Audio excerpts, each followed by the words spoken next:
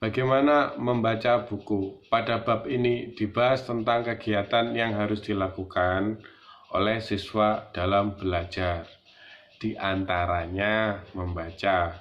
Membaca merupakan salah satu jalan untuk menguasai ilmu pengetahuan.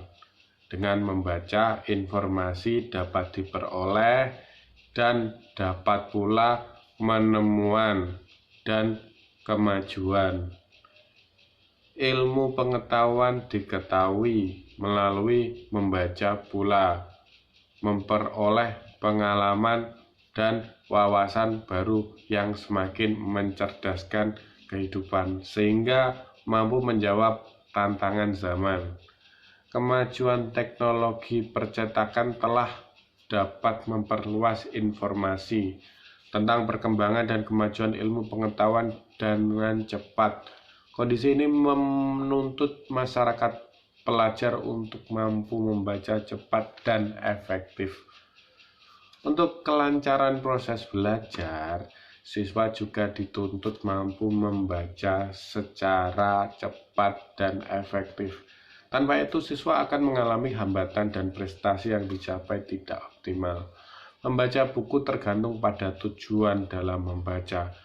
Bila hanya ingin mendapatkan pandangan umum dari isi buku, maka tidak perlu dibaca secara insentif.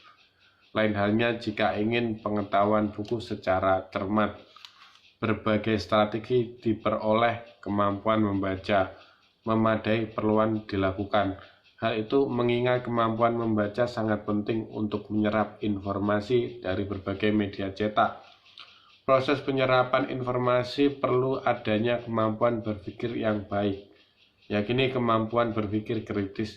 Dalam kemampuan berpikir kritis, pembaca mengulas bahan bacaan yang kritis untuk menemukan keseluruhan makna bahan bacaan topik.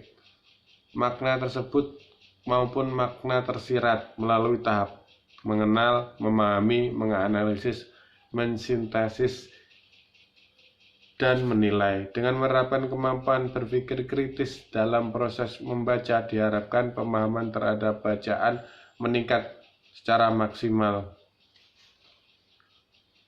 Males banget aku bacanya. Selain kemampuan berpikir kritis, diperlukan kemampuan berpikir logis.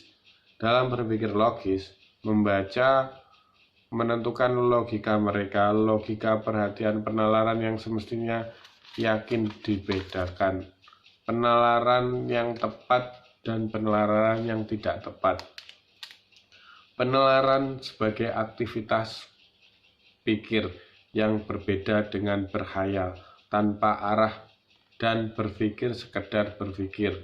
Kemampuan bernalar ini menduduki tingkat pikir tinggi. Kegiatan nalar mencakup kegiatan mempertimbangkan, merenungkan, menganalisis, membuktikan sesuatu, menunjukkan ulasan-ulasan, menarik kesimpulan teliti suatu pikiran, mencari bagaimana sebagai hal menjadi bahasan suatu realitas.